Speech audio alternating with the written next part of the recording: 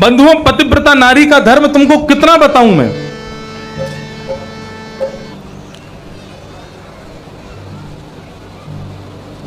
राम जी जब रावण को मार रहे थे, बहुत ध्यान से सुनिएगा, 30 बाण मारे राम जी ने, लेकिन रावण नहीं मरा। तब विभीषण आकर के कहते हैं, बोले महाराज ये इनसे नहीं मरेगा। तो ये कैसे मरेगा? बोले इसको मारने के लिए ये जिस बाण से मरेगा वो रावण के पास ही रखा है, और वो रावण से लाना पड़ेगा तभी वो मरेगा। राम जी बोले हम समझे नहीं। तब विभीषण जी ने उनको पूरी कथा सुनाई। बोले महाराज आप जिस कुल में जन्मे हो उस कुल में आपके पूर्वज हुए थे महाराज रघु।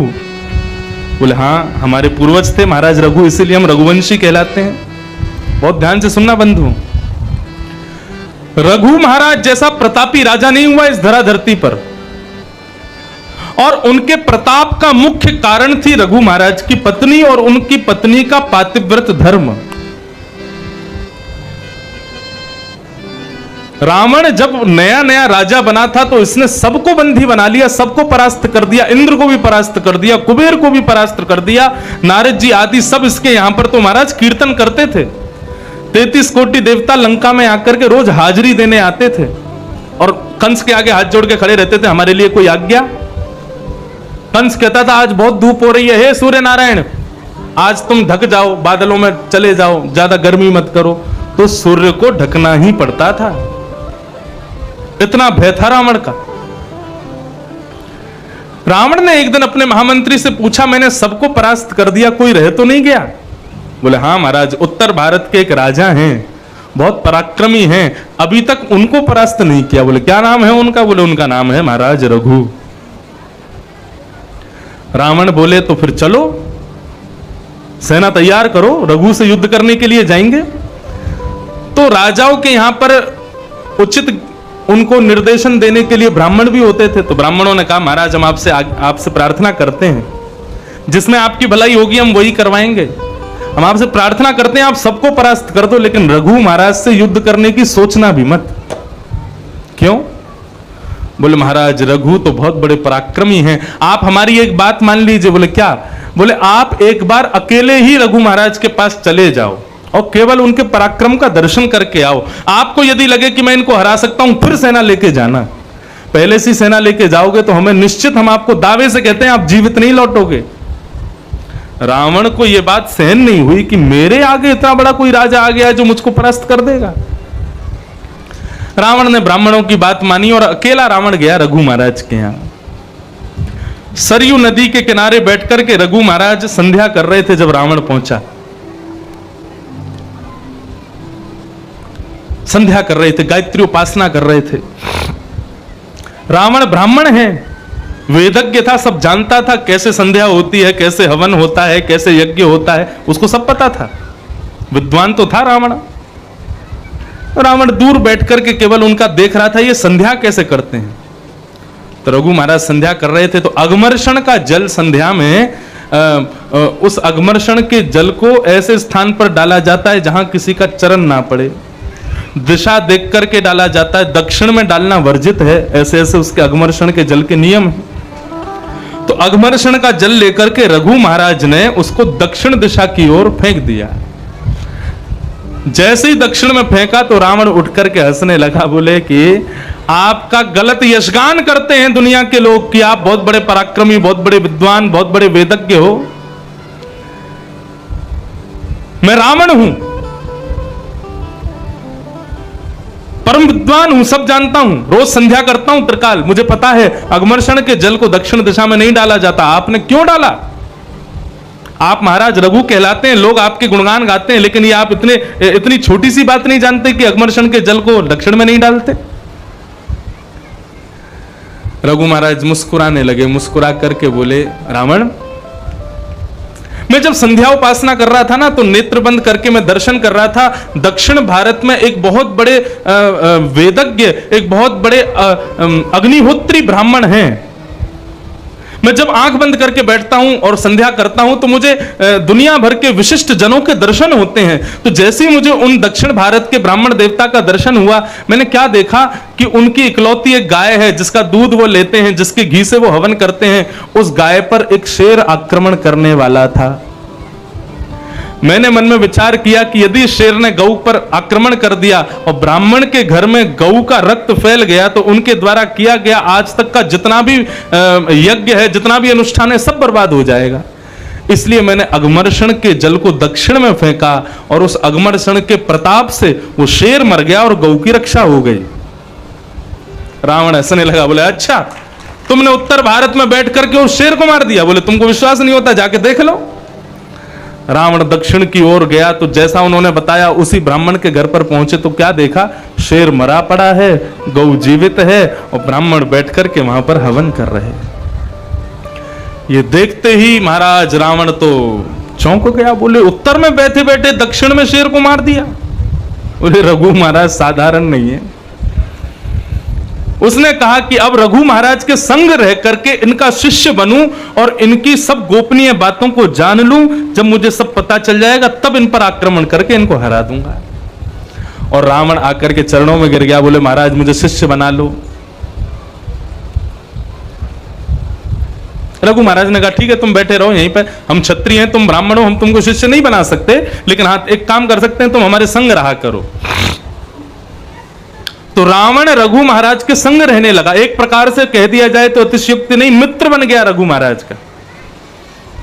एक दिन सरजू के किनारे रावण और रघु महाराज दोनों बैठे थे। तभी रावण जिद करने लगा, बोले मेरी लंका चलो, मैं आपको अपनी लंका दिखाना चाहता हूं, कैसे सोने की अटारियां, कैसे सोने के हाथी, कैसे सोने का ये, और अपने लंका नगरी के गुणगान करने लगा। रघु महाराज बोले अभी मैं नहीं जा सकता लंका। क्यों? बोले मेरे तेज को लंका सहन नहीं कर पाएगी। रावण बोला आप में इतना तेज है? बोला हाँ।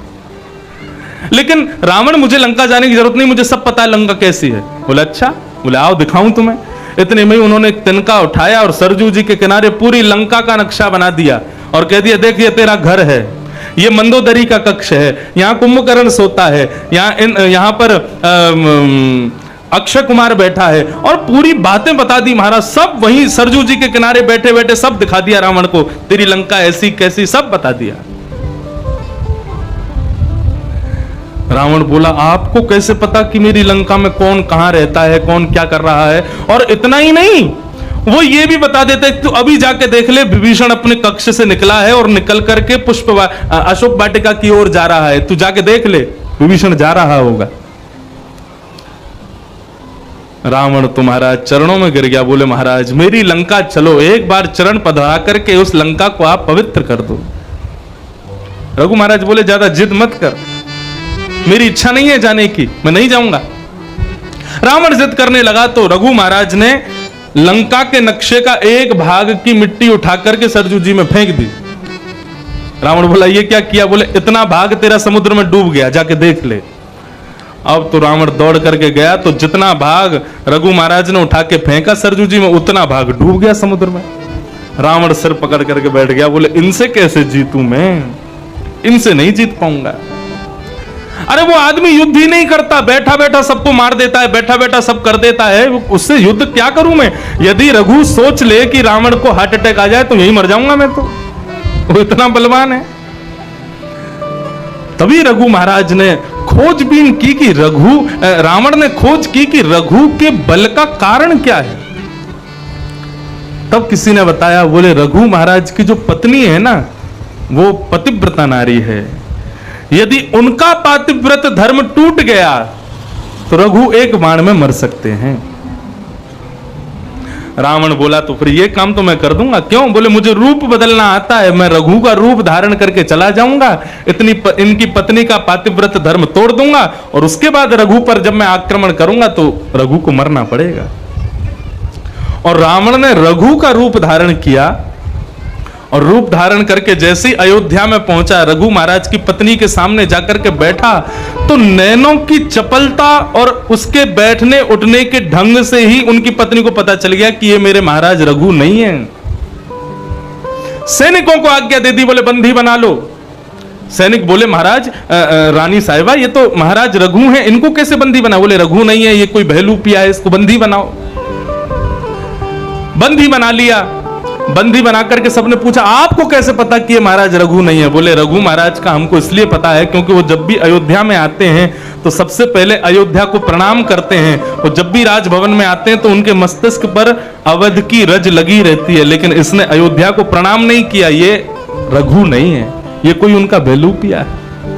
और इतने में ही क्या देखा कि पीछे से महाराज रघु आ रहे थे, और रघु के आते ही रावण अपने रूप में आ गया।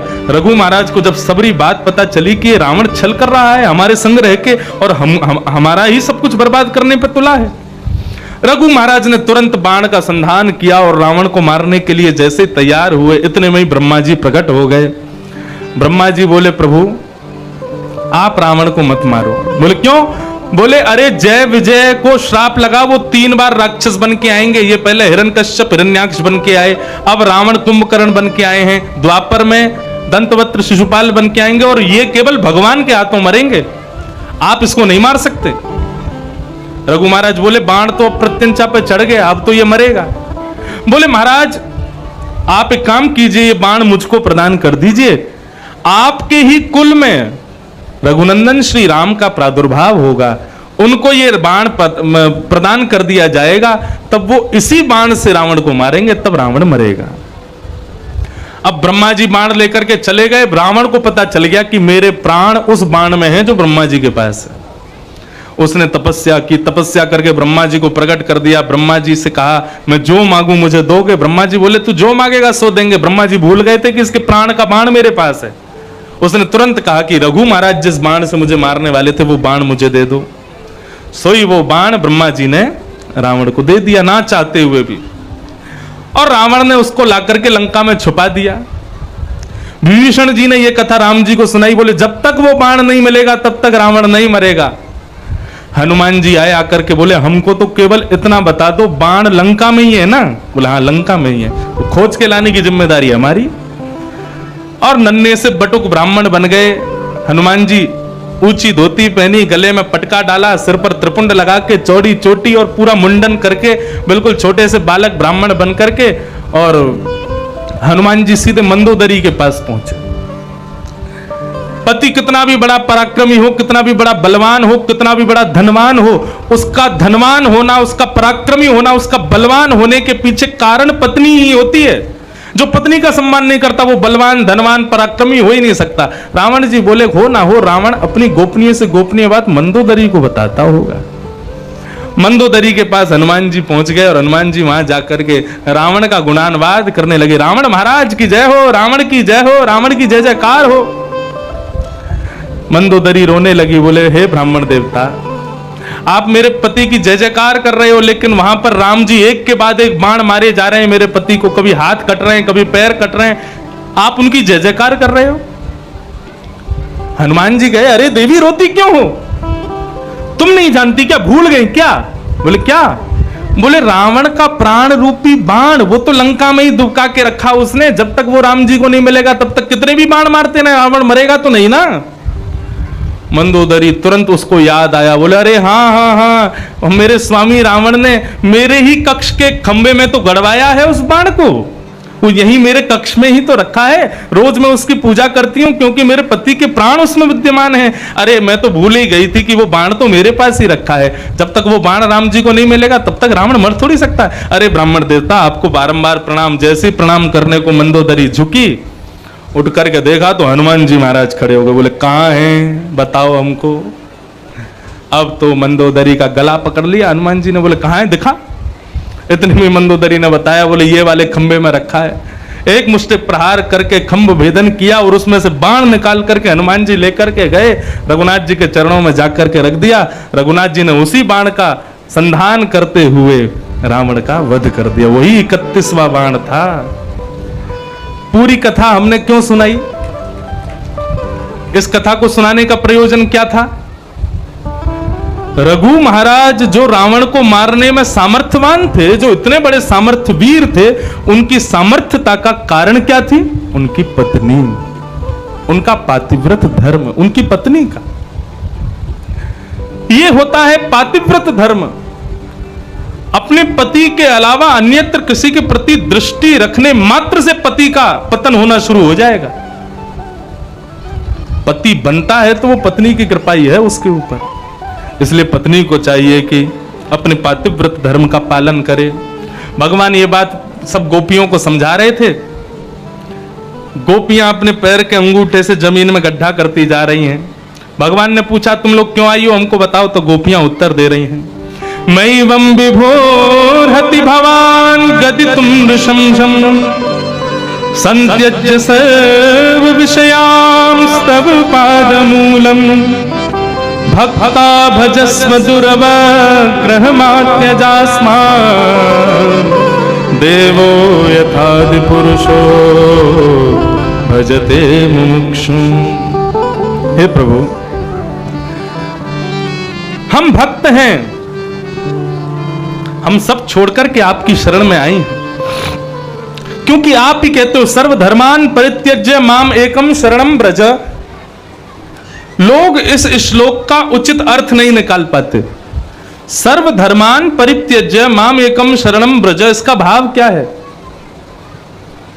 सर्व धर्मों को छोड़कर के मेरी शरण में आ जाओ। भगवान कौन से धर्म को छोड़ने की बात कर रहे हैं? हिंदू धर्म छोड़ दो, मुस्लिम धर्म छोड़ दो, ईसाई धर्म छोड़ दो, सिख धर्म छोड़ दो, कौन से धर्म को छोड़ने की बात कर रहे हैं? इसका वैसा अर्थ निकाला जाए तो वो भी ठीक है, सब छोड़ के मेरी शरण में आ जाओ, लेकिन इसका मूल अर्थ क्या है? लोक धर्म का त्याग करके मेरे पास आओ। लोक धर्म किसे कहते हैं? मेरी पत्नी, मेरा बच्चा, मेरी मकान, मेरा दुकान, मेरी जायदाद, मेरा सब कुछ, ये सब लोक धर्म के जितनी भी वस्तुएं हैं उनको त्याग करके भगवान के पास जाओ, ये भगवान कह रहे हैं। गोपियां कह रही हैं हमने लोक धर्म छोड़ दिया, सास ससुर पत्नी पति बच्चे परिवार लोक लाज सब छोड़ दिया आपके लिए और आपकी शरण में आ गए हैं। और रही बात आप कहती हो कि पर पुरुष के पास मत जाओ, आप पुरुष नहीं हो, आप पुरुषोत्तम हो, आप साक्षात नारायण हो, आप साक्षात कृष्ण हो। देखा जाए तो आप ही हमारे असली पति हो। एक पत्नी का पति विदेश चला गया, पत्नी को अपनी मूर्ति दे गया, बोले जितने साल में आऊं नहीं इसी की सेवा करना। अब वो पत्नी मूर्ति को सुलाती, मूर्ति को खिलाती, मूर्ति को नहलाती, मूर्ति को ही पति मान करके रहती है। एक दिन मूर्ति वाले पति को सुला रही थी, इतने में असली पति आ गया। अब कन्हैया बताओ क्या करना चाहिए उसको? असली पति के पास जाना चाहिए कि मूर्ति वाले पति के पास रहना चाहिए? भगवान बोले अरे जब पति असली नहीं था तब मूर्ति का पति बना लिया, लेकिन जब असली पति आ गया तो मूर्ति के पति को छोड़ दे। गोपियां बोली हमने वही तो किया, ये मूर्ति वाले जितने भी पति हैं हमारे, हम उनको छोड़ के असली पति के पास आ गई, तो हमने क्या गलत किया कन्हैया? हमने क्या गलत किया? जिनकी वजह से हमारे मांग का सिंदूर चला जाएगा, हाथ की चूड़ियां टूट जाएंगी, गले का मंगलसूत्र निकल जाएगा, एक दिन हमको विधवा होना पड़ेगा।